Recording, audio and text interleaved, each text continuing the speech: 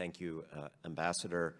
And actually, I want to start by saying thank you to you, Ambassador Feltman, to the whole State Department team. I think we have seen an intensive full-court diplomatic press here. As difficult as the situation remains, I think that needs to be recognized. And I think it's a reminder of just how essential and, yes, indispensable American diplomatic leadership is in these difficult situations. There's no other country that can mobilize a global response of the sort that you are trying to mobilize.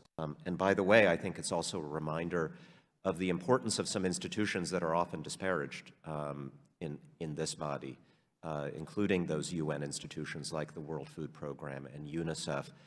Where would we be without them?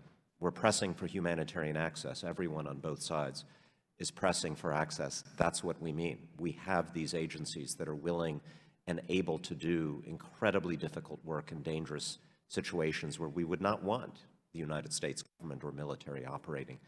And so I hope we remember that next time we question our funding to those institutions. I want to ask you about some of the sanctions and visa restrictions that you all have put into place. You told us about some of them. There are restrictions on economic and security assistance to the Ethiopian government, wholly appropriate. And I think it's pretty clear, based on what we have heard, that we've gotten the Ethiopian government's attention, at least with these measures. But I'm a little bit concerned that they have not been followed by some of our key partners, including our key European partners. And I wanted to ask you to comment on that. Why is that? What objections do they have? Would you agree, is it the position of the administration that it would be very helpful for them to follow suit? Thank you very much, Congressman, and thank you for your remarks about the State Department and the UN and other agencies, which are indeed doing good and important work at this moment in Ethiopia and elsewhere.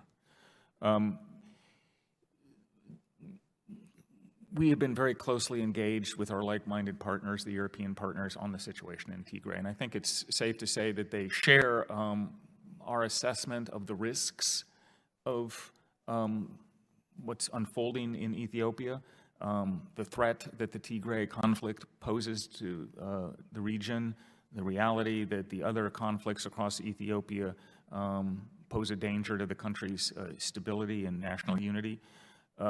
At the same time, they have not always seen or had the same view on how we ought to proceed, when sanctions should be imposed.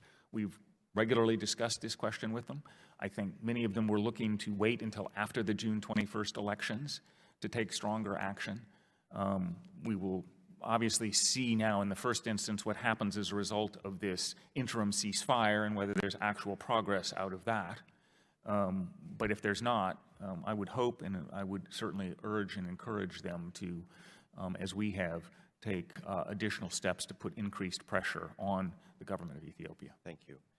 Speaking of allies and partners, there were some reports earlier on that UAE drones were armed drones were being used that were based in Eritrea. Do you have any evidence of that? And just more generally, can you talk about any efforts we've made to enlist the Emirates, which have been so invested in Ethiopia, as a more helpful partner? We have been engaged with the Emiratis and, frankly, with other Gulf states since the very early days of the conflict in Tigray. Special Envoy Feltman, in fact, was just back there again for discussions. We do know that Emirati officials have engaged with the Prime Minister and with others in the Ethiopian government to urge that they find another road in Tigray, that they end the conflict and allow humanitarian access. So we have been very closely engaged with them on this. Just a final, more kind of general comment or question.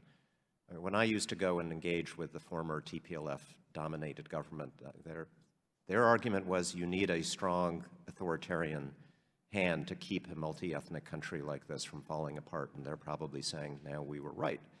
The counter-argument was always that dictatorship freezes conflict, it doesn't resolve it. And that it was more the bad decisions made by Prime Minister Abiy and how he opened the country and then punished his adversaries in Tigray that are responsible. Any thoughts on that never-ending debate? Congressman, I would say that democracy is always the best solution. Allowing people to openly address grievances and concerns and find peaceful ways to resolve them in some fashion is always a better solution than dictatorship.